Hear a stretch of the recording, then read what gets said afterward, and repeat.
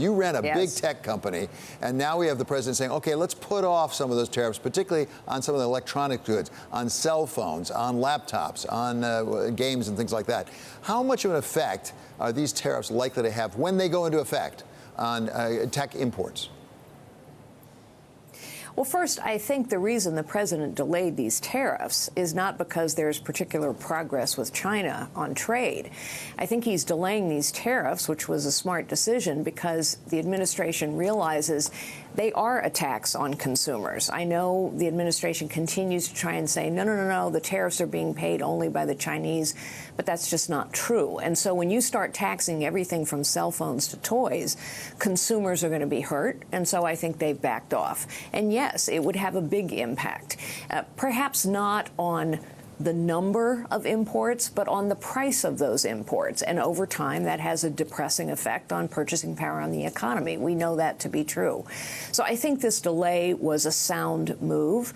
I think what it doesn't indicate is any particular strategy to get to an endpoint with China that makes sense. And I think that's why the markets have just bounced back and forth every time there's a little bit of news here.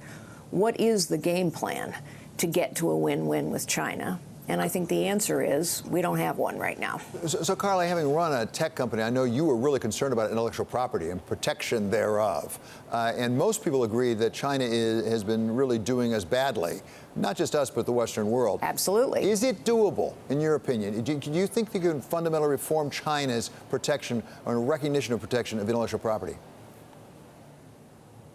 Well, I think it is vital to try and do so. And I certainly applaud the Trump administration for saying we have to do something about this. I can recall the business community, and I was in that community, lobbying very hard for China to become a member of the WTO. And when they entered the WTO, they made some very explicit commitments, and they have broken virtually every single one.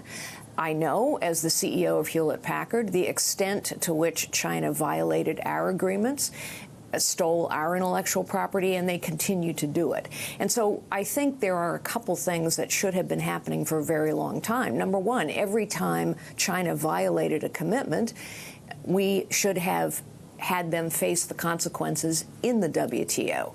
I applaud the Trump administration's decision to try and subpoena for China to no longer be considered a developing nation in the WTO. Those kinds of things help. And I do think that constructive trade talks around the subject of intellectual property are absolutely necessary. What I don't think will work is tit-for-tat tariffs.